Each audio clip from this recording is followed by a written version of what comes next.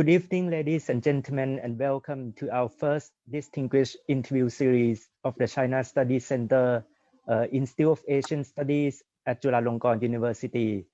My name is Dr. Niran. I'm the director of the China Studies Center.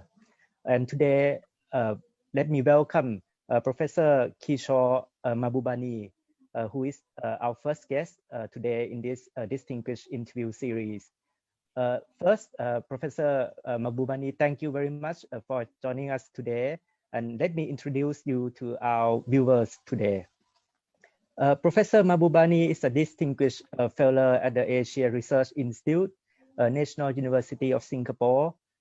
He was Singapore's ambassador to the UN and served as president of the UN Security Council in January 2001 and May 2002. He was also permanent secretary at the Foreign Ministry from 1993 to 1998. Professor Mahbubani was also the founding dean of the Lee Kuan Yew School of Public Policy at NUS. Most importantly, he has also been a prolific author, having published many books, including Can Asians Think?, Has the West Lost It?, and the most recent one, Has China Won? Welcome to our program, Professor Mahbubani. Let me start with the first question. Let me talk first about the US. And we have seen President Biden in his recent press conference at the White House. He said this, Professor Mahbubani, he said that China has an overall goal to become the leading country in the world, the wealthiest country in the world, and the most powerful country in the world. And he said that's not going to happen on my watch because the US is going to continue to grow and expand. Do you agree with Biden's assessment? Well, I think it would be very good for the world if President Joe Biden succeeds in growing the American economy. It will be a boost not just for the American people, but also for the world at large. But, you know, economics is not a zero-sum game. So it doesn't mean if the US economy grows, it'll grow at the expense of China. Actually, the US economy can grow, China's economy can grow. And certainly what I agree with President Biden, that China's goal is to clearly succeed in its economic growth and development. China's main goal is not really to become the #1 economy in the world, but to improve the standard of living of its own people, to eradicate poverty. And you cannot stop China from raising the level standard of living of its people. But of course, by the laws of mathematics, if China succeeds in getting just 1/4, just 25% of the per capita income of the United States of America, China will have a bigger economy. So I don't think Joe Biden intended to say that China shouldn't grow its economy, China shouldn't do well. Certainly it's good that the United States also continues to do well. But I think at the same time, I think if you are a responsible American leader, you must prepare your people for the realistic possibilities and not pretend that the world is not going to change. So there is a reasonably good chance, in fact, a very high probability that within 10 to 15 years, China is going to have a larger economy than United States in nominal market terms. So why not prepare the American people for it and then tell the American people it's okay. Even if China becomes strong and prosperous, the American people can also remain strong and prosperous. So it's not a zero-sum game. And as you know, that's the goal of my book, Has China Won?, to try and persuade the United States and China not to carry on with this geopolitical contest, but learn to live and work with each other. So I think that should be a better goal for the leaders of America and of China. So it's very interesting because on the one hand, President Biden talked about China becoming the world's wealthiest economy, the largest economy in the world. And I think that's a given, right? Because of the China's population and the rate of economic growth. but he also talked about China's goal to become the most powerful country. And we see from China's side that, a lot of China's foreign affair officials said that this is just the United States misunderstand China's goal because China, as you mentioned, never aim to become the most powerful or to dominate or to be the new hegemon. Is that true, Professor? Well, I think, the United States, there is actually, sadly, in the United States, a massive misunderstanding of China.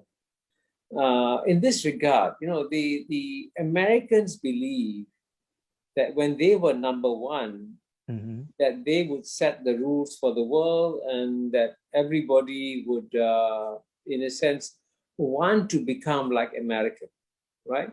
And so they said, okay, we want the world to copy America and not to copy China. But, America, even if its GNP, gross national product, becomes smaller than China's, its per capita income will remain much bigger than China's. It will remain the wealthiest country still in terms of per capita income, much wealthier than China. And so America can remain the most attractive economy, most attractive society in the world, even after its economy becomes number two, right? And at the same time, China is not trying to tell the world, please become like China.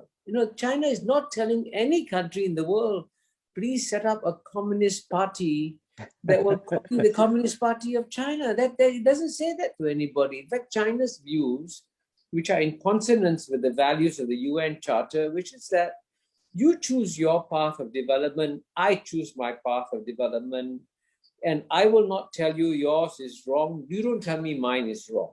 And I think that's a very wise philosophy that all countries should adopt. And as President Biden says, may the better country succeed. But the China's goal is not to step in the shoes of the United States and become the power that tries to transform the world in its image. Because the Chinese believe that only the Chinese can be Chinese.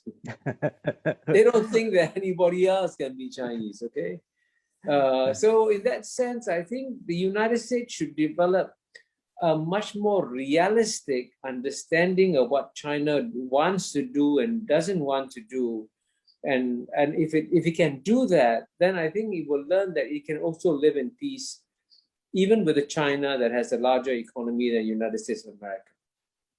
I think it's a very good point that, China is very unique and, we need to look at its history, both its imperial history, but also, its past history of the People's Republic. And after we talk about President Biden, let me switch to talk about President Xi Jinping. Do you think he's a unique leader, different from other past Chinese leaders? And do you think he's a transformative figure in Chinese politics? Well, I think it's very difficult to speak confidently about Chinese leaders in the way you can speak about American leaders like Joe Biden, Donald Trump, Barack Obama, George W. Bush, because they're very open. They'll tell you their personal lives. Barack Obama has written so many books about his life, Chinese leaders don't do that. Chinese leaders don't talk about their personality, don't talk about their history. And so you don't get the same amount of information about Chinese leaders as you do about American leaders. So it's a mistake to rush to judgment. But at the same time, there is no question that if you look back at the history of the People's Republic of China, President Xi Jinping will be regarded as one of the stronger leaders of China. And I would say that certainly Chairman Mao Zedong, Premier Zhou Enlai were strong leaders. Mr. Deng Xiaoping was a strong leader. And I think President Xi Jinping will also be regarded as a strong leader of China. And I think in many ways, I think the Chinese people would like to have a strong leader now because clearly they can see that a major geopolitical contest has been launched by the United States against China. And as you know, when you engage in a contest, you want to be led by the strongest possible leader rather than a weak leader in such a contest. So that's why you notice that all the data and the surveys show that President Xi Jinping is very, very popular among the people of China. And recently, even a study done by Harvard Kennedy School shows that support for the Communist Party of China has gone up from something like 86% in 2013 to 90% or in 93%, I think, in 2016. So you can see how the support for the Communist Party of China is going up, and of course, it also shows stronger support for President Xi Jinping. Now, you also asked whether he would be a transformative leader. I think he has already become a transformative leader because when he took over, he inherited two big problems. One big problem was the monster of corruption. And the second big problem was the monster of factionalism in the party. And as you know, Bo Xilai and Zhou Yonggang tried to take over the party. So clearly, he has addressed these two political challenges very directly. And in the process, of course, I think he has made Chinese society stronger and more capable. So we see a lot of his signature foreign policies, for example, the Belt and Road Initiative, and it's a very proactive policy. And there's a question that, if we think about Deng Xiaoping, he doesn't have, this type of proactive policies in the past. Do you think, if Deng Xiaoping is a leader today, he will pursue similar policies to Xi Jinping's in terms of foreign affairs? I have no doubt that Mr. Deng Xiaoping will be doing exactly what President Xi Jinping is doing. You see, you have to remember that when Mr. Deng Xiaoping took over the leadership of China in the late 1970s, and when he launched the 4 modernization programs in China, China's GNP in purchasing power parity terms, PPP terms, was 10% of the United States. But by 2014, when by then President Xi Jinping had taken over, China's GNP in PPP terms was bigger than the United States. But surely a leader of a country that's 10% of the United States behaves in a certain way. A leader of a country that's much bigger behaves in a different way. And the Chinese, I think, also anticipated very shrewdly and strategically that the United States would try and block the rise of China, which is what is happening today, which again is what I document in my book, Has China Won? And to ensure that the United States cannot carry out a containment policy of China, China has shared its prosperity with its neighbors. So it has shared it by signing the ASEAN-China free trade agreement. It has shared it by joining the regional comprehensive economic partnership. It has shared it by launching the Belt and Road Initiative. So when you look at all these economic moves done by China, they are actually not, they are good economic moves, but they are also geopolitical moves in the geopolitical chess game between the United States and China. And I have no doubt that Mr. Deng Xiaoping, if he were alive today, will be doing exactly the same thing as President Xi Jinping. So we have talked about, the incredible popular support for the Communist Party and also for President Xi Jinping within China. But looking from the outside world, looking at China's politics today, a lot of people would mention that it's become a lot more authoritarian, compared to past leadership. And a lot of people in the outside world have a deep distrust in its political system and values. Do you think that China can lead the world amidst increasing negative perceptions towards China? And do you have suggestions for Beijing in this regard? It's a two-part question. One is about whether China is becoming more authoritarian, and second, whether China can lead the world. And the first part, I would say the perception that China is becoming more authoritarian, to be fair, is a Western perception. I don't think many Asian countries share the same perception. See, in my case, when I first went to China 41 years ago, in 1980, the Chinese people, and they were just coming out of the Mao era, couldn't choose what to wear, right? They couldn't choose where to live. They couldn't choose what to study. They couldn't choose where to work. And no Chinese could travel overseas. Zero Chinese, right? So all these basic freedoms the Chinese people didn't have. Today, you go to China, the Chinese people, as you can see, now dress very fashionably, almost as fashionably as the Thais. And they can choose where to live. They can choose what to study. They can choose where to work. And amazingly, each year, about 120, before COVID-19, 120, 130 million Chinese people travel overseas. And now, if China was a dark, oppressive, authoritarian place, like the old Soviet Union, they wouldn't come back. They would stay outside China. But, when the Chinese people are voting with their feet, 130 million Chinese are voting with their feet to go overseas and voting with their feet to come back. So clearly, in terms of the experience of the Chinese citizens, especially the bottom 50% in China, their amount of personal freedoms that they are experiencing today is far greater than the Chinese people have experienced possibly in 4,000 years of Chinese history, right? So when the West keeps talking authoritarian political system, and it is true the political system is authoritarian, they don't understand the paradox that it is an authoritarian political system that has enhanced the personal freedom of the of the Chinese people significantly. And that's why there's so much support for the government in China. And so when you ask whether or not China can lead the world, number one, China doesn't want to lead the world.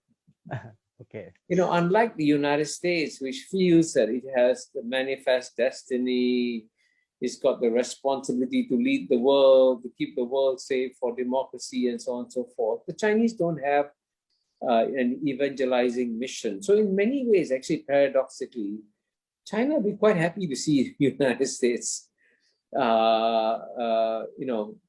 keep the sea lanes open, allow freedom of navigation and so on and so forth, as long as they don't sit on Chinese interests. So the Chinese view is, as we become rich, as we become stronger, if you want to trade with us, please trade with us. You are free to do so. If you don't want to trade with us, don't trade with us. Nobody's forcing you to trade with China.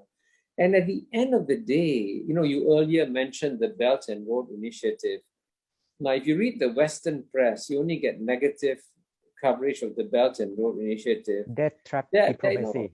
One lesson I learned is that in the UN, there are 193 countries. And the 193 countries are free to choose whether or not they want to join the Belt and Road Initiative.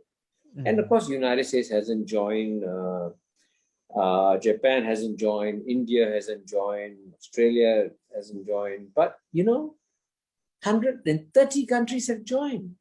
So when 130 countries out of 193 countries join the Belt and Road Initiative, you can argue that most countries in the world welcome the Belt and Road Initiative, including many European countries, like Italy and so on and so forth. So I would say that the Western media gives a very distorted view of China, which we in Asia must try to balance and say that, yes, China has got problems, China has got issues, but you must also be fair to China and point out that some of the things that China is doing are right for the Chinese people and also right for China's neighbors.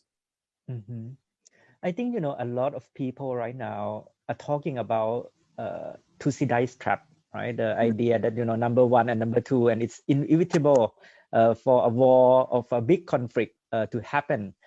And do you think there's a possibility for a coming war or conflict, especially within our region, right? And we mentioned that China doesn't want to lead the world, but it also doesn't want people to interfere with its core interests. And one of the core interests and things that a lot of people talk about right now is the issue of Taiwan, right? And do you think there's a big possibility for a war happening there? Yeah, well, I think you're right. As you know, the term Thucydides trap has been popularized by Professor Graham Allison of Harvard, who's a friend of mine. And, he's written a book called Destined for War. And I agree with him part of the way. And he studied the lesson of history. And the lesson of history is that whenever the world's number one emerging power, today is China, is about to overtake the world's number one power, the world's number one power always pushes down the world's number one emerging power. Again, I also explained that in great detail in my book, Has China Won? Which I hope will be translated into Thai someday. But at the same time, I don't agree with Graham Allison when he says war is more likely than not. I don't agree with that. Because when you have a nuclear war, you don't have a winner and a loser. You have a loser and a loser. So it'd be very unwise for China and the US to get engaged in a nuclear war. So they've got to avoid that. But nonetheless, there are dangerous flashpoints. And you touch upon one of them, Taiwan, I think, as you mentioned. And I think it's very important to understand that on the issue of Taiwan, in many ways, the Chinese leaders have no choice. Because the majority of the Chinese people believe that Taiwan is part of China and should one day be returned to China. So if any Chinese leader appears to be soft on the issue of Taiwan, he may well be removed by the Chinese people. So the Chinese leaders have no choice. So it's therefore wise for everyone not to politicize the issue of Taiwan and allow the status quo to continue. The status quo basically allows the Taiwanese people to lead their own lives, to do what they want to do, to travel around the world. And the status quo is not bad for Taiwan, is not bad for China. But of course, if foreign powers, including the United States, tries to encourage independence for Taiwan, then I think that could lead to a war between the US and China. And I think that's why US and China should be very careful. And here I want to praise President Biden, because one of the dangerous things that President Trump did was that before President Trump, America didn't allow current government officials to go to Taiwan. They only sent retired officials. But President Trump's administration, especially Secretary of State Mike Pompeo, changed that and began to send current officials to Taiwan. And so what President Joe Biden has done now, he's gone back to the old practice of sending retired officials to Taiwan, which is he sent Senator Chris Dodd, former Deputy Secretaries Richard Armitage and James Steinberg. So I think that's a wise policy on the part of President Biden, and we should commend President Biden for doing this on Taiwan. What do you think about the meeting between President Biden and the Prime Minister of Japan, and then the issue that joint declaration about their policy in Asia, and especially about the threat that China present in the region? Well, I would say that it'd be wiser for Japan not to speak about Taiwan. And as you know, if I was the leader of Japan, my number one worry would be the fact that this large country, China, which Japan had invaded and attacked and fought with for almost 50 years, from 1895 to 1945. Of course, they're not all the time.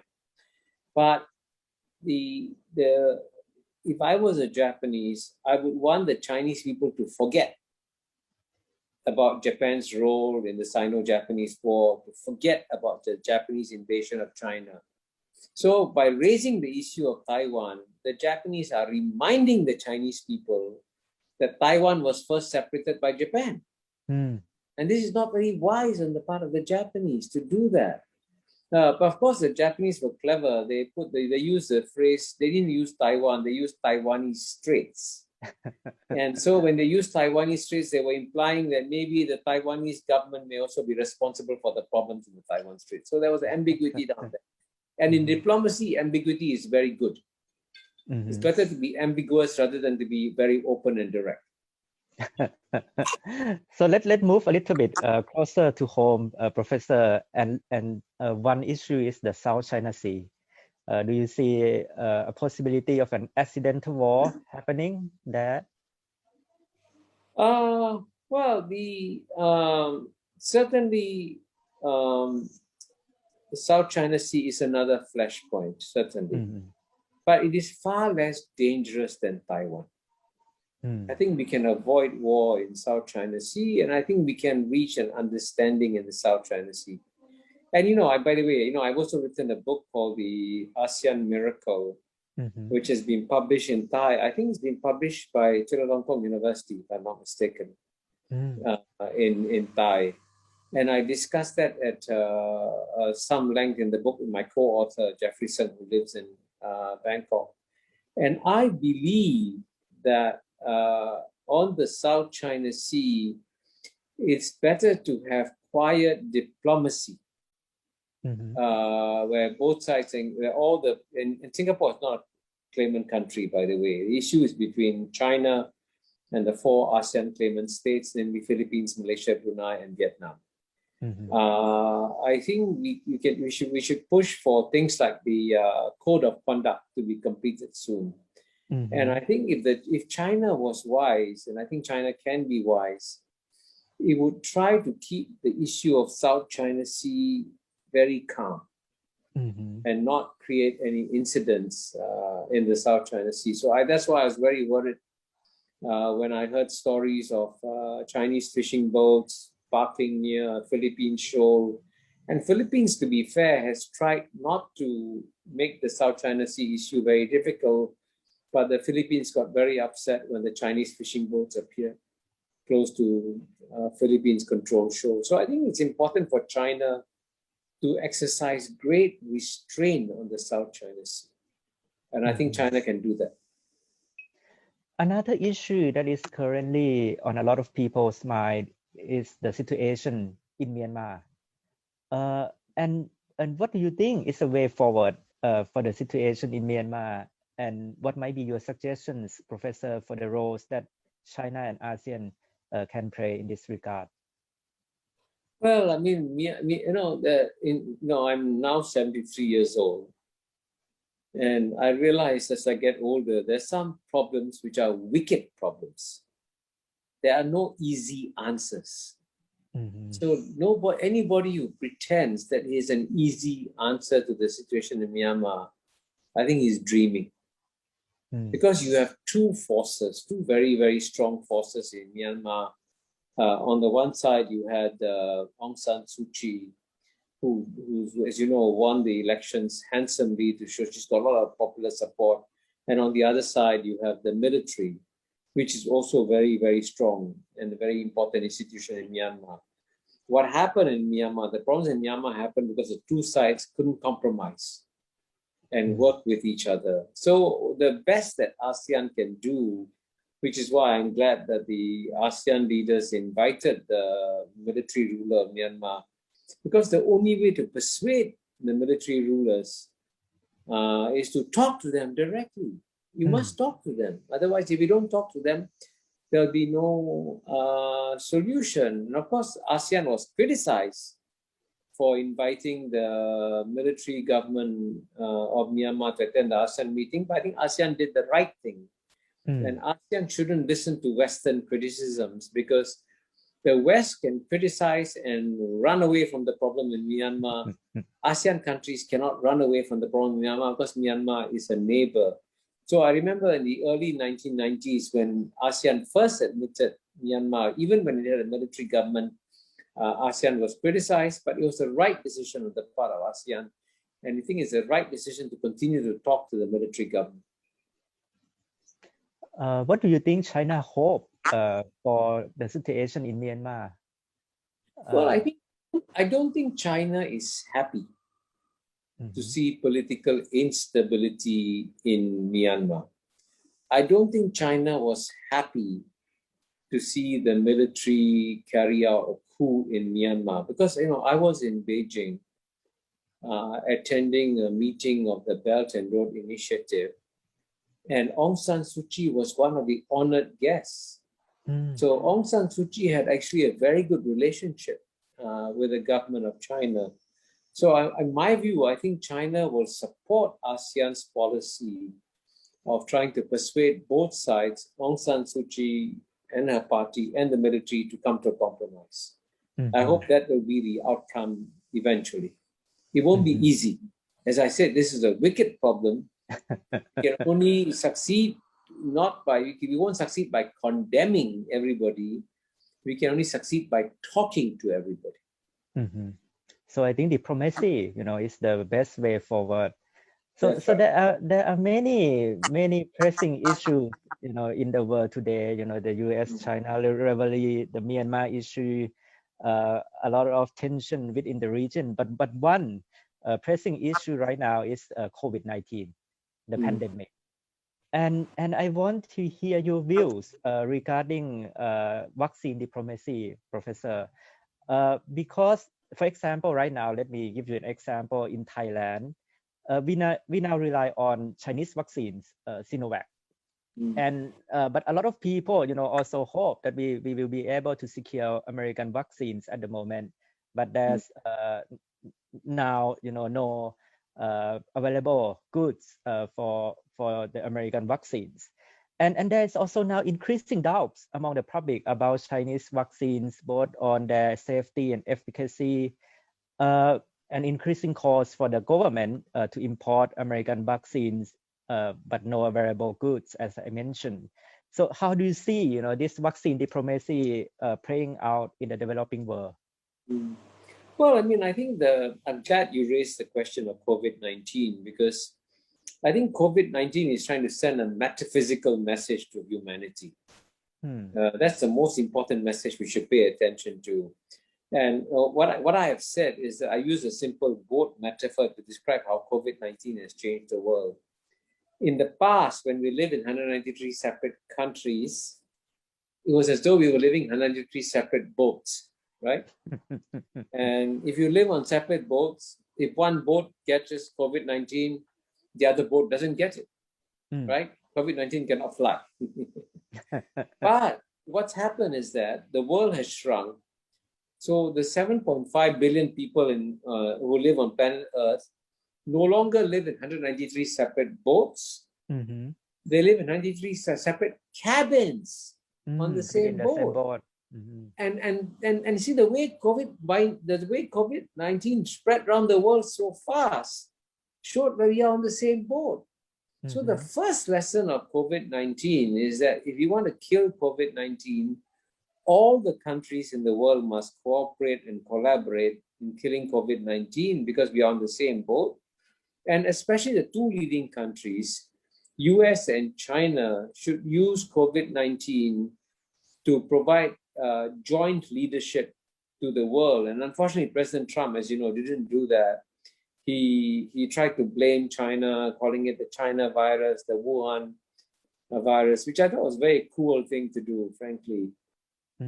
So I hope that under President Biden, there will be a wiser policy whereby United States will realize that no American is safe until every human being on the boat is safe. If you're on the same boat, if COVID-19 emerges again, whether it's in Chile or Australia, it can still come to America. So since we are all on the same boat, all of us should work together to kill COVID-19, and therefore all of us should also work to export vaccines as much as possible. And here so far, China has been exporting more vaccines than the United States has been. But I'm very happy to learn that in response to the rather dire situation in India, the Biden administration will be sending, I think, $100 million worth of vaccines to India. And that's a very positive development. And we should actually thank the Biden administration for doing that. So we have talked, about the economy, also about the regional tension, security issue, the health issue, COVID-19. But let's return a little bit to the economic issue because, yesterday President Biden just gave the State of the Union. And one thing is that he will invest a lot on American people, on American technology, on American businesses. And I think one of the key themes between the US and China rivalry is the technological war, right? Tech war, right? The contest between the two superpowers on the dominance of future technologies. And I want to hear your views on the tech war. Do you think that, it will represent, the new Cold War between the two countries? And will China have a chance? Can China win in the technological war between the two powers? Well, for a start, I must say, I want to commend President Joe Biden for launching this massive program to help improve the livelihoods of the American people, to build American infrastructure, to make American economy strong again. That's good for the American people, and that's good for the world also. And, by the way, the other point which I also document in my book, Has China Won, is that United States is the only major developed society where the average income of the bottom 50% has gone down over a 30-year period. So I think America's priority today should not be to launch this contest against China, but to actually focus on improving the livelihood of the American people. And it's good that President Biden is doing that. But nonetheless, at the same time, of course, as President Biden has also made clear, the geopolitical contest with China is carrying on. And you're absolutely right that one area where the contest will be very fierce is in the area of technology. And here, I think it'd be very bad for the world if we have a two technology world, right? So you have one world of technology based on China, one world of technology based in the United States of America, and they don't connect. It means that you travel around the world, you've got to carry two phones. Right now, I only have one phone, an Apple iPhone, and I can use it anywhere in China, in America, in Southeast Asia, in Europe, and so on and so forth. But if you create a two technology world where the two systems don't connect, whether it's in 5G or AI and so on and so forth, then I think it's not necessarily a good world. So I hope that while in many areas it's quite natural for the United States to protect its own technology, it's quite natural for China to protect its technology, despite that they should find ways and means of working together in creating common rules in some areas. Because at the end of the day, I mentioned there are 7.7 billion people in the world. There are still 6 billion people outside China, outside the United States of America. I think these 6 billion people in the world would be very, very deeply troubled to live in a two technology world. They would rather live in a one technology world with the United States and China cooperating in some basic areas while competing in other areas. So now we see, this trend of having these two technology worlds, but also, in many areas, trade, geopolitical issues, a lot of smaller countries are now being forced to pick sides. And I'm wondering, Professor, for example, if you look, for example, Thailand, Thailand has a long history of cross ties with the US, and also, very long history of cross connection to China. And we now face this question of being forced to choose side on many issues, from vaccines, as I mentioned, to, using Huawei 5G or not, right? And I'm wondering, in terms of policy implications, do you have suggestions for our strategists and policymakers on how to balance between the U.S.-China rivalry happening right now? Well, I can tell you that, I was a diplomat for 33 years in the Singapore Foreign Service from 1971 to 2004. And when I began my career as a young diplomat, my role models were all Thai diplomats. Thai diplomats are among the best in the world. I'll give you an example. He became a former Prime Minister, Anand Panyarakun. I met him in Washington, D.C. when I was there. And you've had so many outstanding Thai diplomats that I got to know. Nitya Pupu Songkram, Hassan Sri, Birabong Sri. So I met many outstanding Thai diplomats.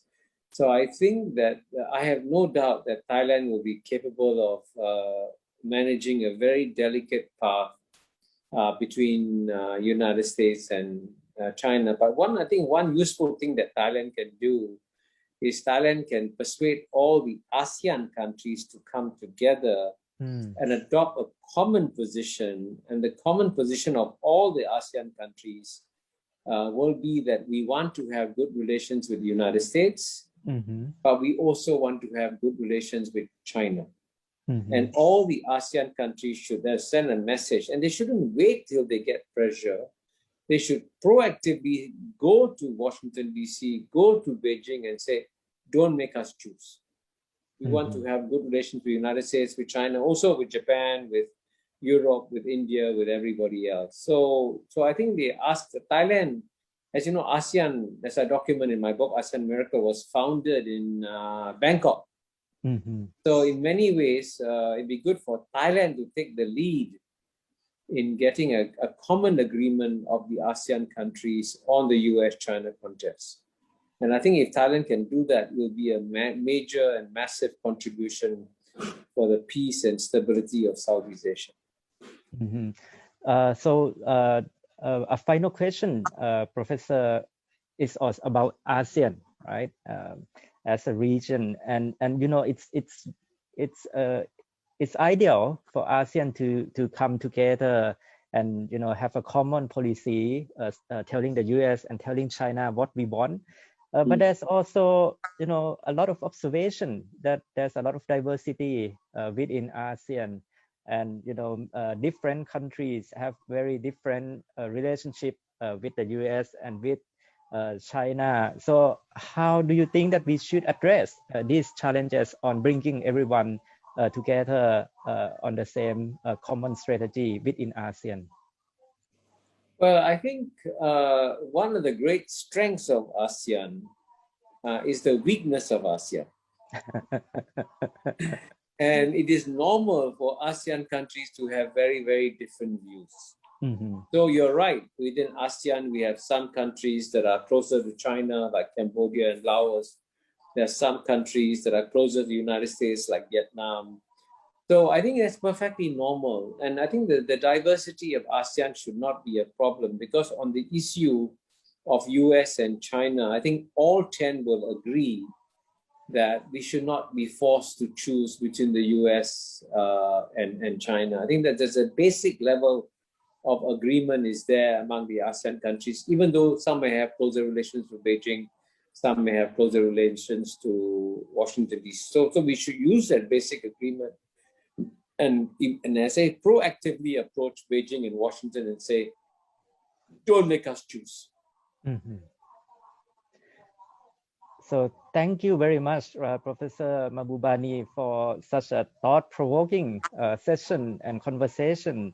And let me end by quoting a sentence at the end of your wonderful book, Has China Won?, which I also hope that there will be a Thai translation coming out very soon.